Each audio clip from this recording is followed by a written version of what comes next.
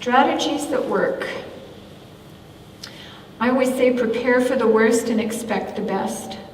So make sure you have enough information, know what you want to do, how you want to do it, make sure your environment is safe and organized and child-friendly in the sense that you don't have too much stimulation. You don't have kids sitting on the floor and kids sitting on chairs that they're going to fight over whose chairs. The classroom that I was in, we had one blue chair because it was a mixture, and then orange chairs.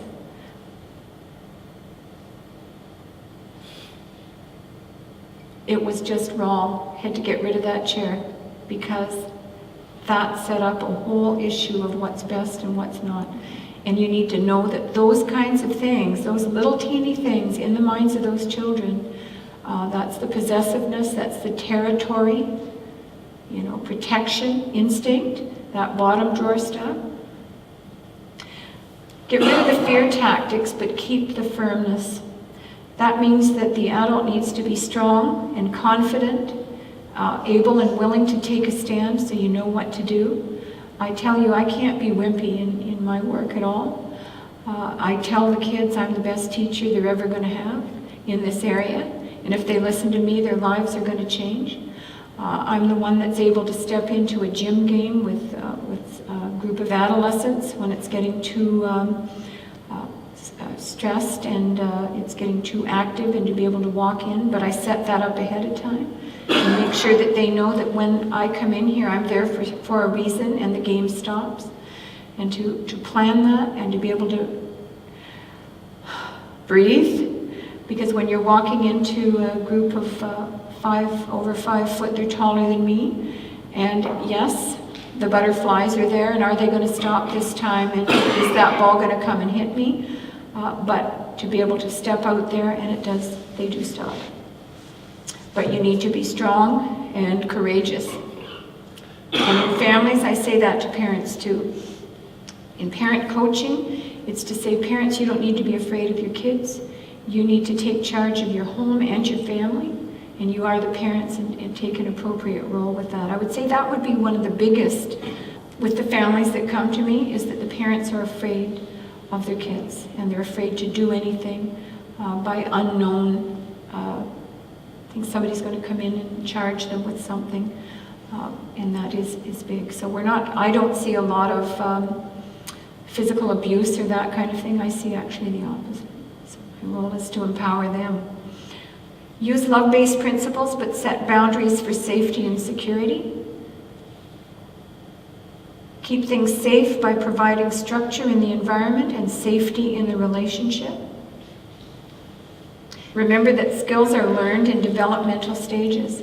You could have a 15-year-old who has not learned to regulate, who goes into a gym game, gets so into the game, is highly competitive, and cannot stop themselves.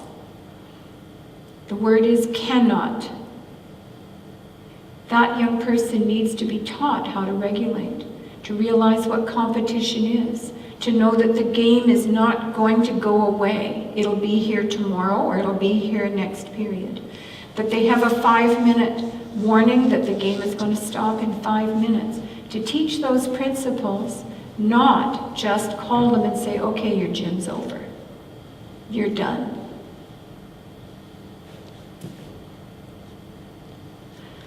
Talk less, communicate more. I mentioned about the cues. Mothers, we women have a tendency to talk more, especially with older kids and with boys. And one of the biggest lessons I had to learn was talk less, say it in 5 words if you can, rather than 20, especially with the adolescents and youth. Be attentive and available versus jumping into problems. Again, in families and groups, it's to watch and be available, but not jump in too soon and too much talking. Solve problems rather than impose penalties and punishments. And that's to look at things as they happen help the children communicate and recognize their own stress levels, look at the problem. Encourage more often the good and even the getting better things.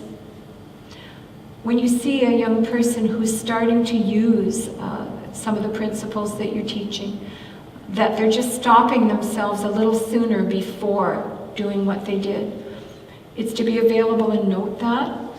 I have a favorite saying, I might say it 10 times a day, especially with the new kids. And just at a time when people are doing whatever they're doing, they could be eating their lunch, and just to say out loud, you know, I have the best kids here. I don't know how, but I get the best kids here. And if you saw the looks on the faces, and it's so profound, and it could be any moment, but the staff now starts to do it as well. It rubs off.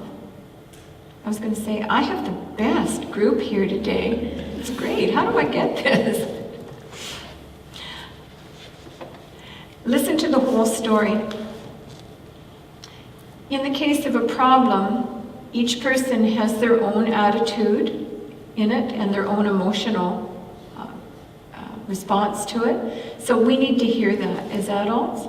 Again, I'm working with the most extreme, so these are the deep feelings. When they start speaking those feelings, I really, really need to listen, because that's when we're getting that underlying part of the iceberg coming up.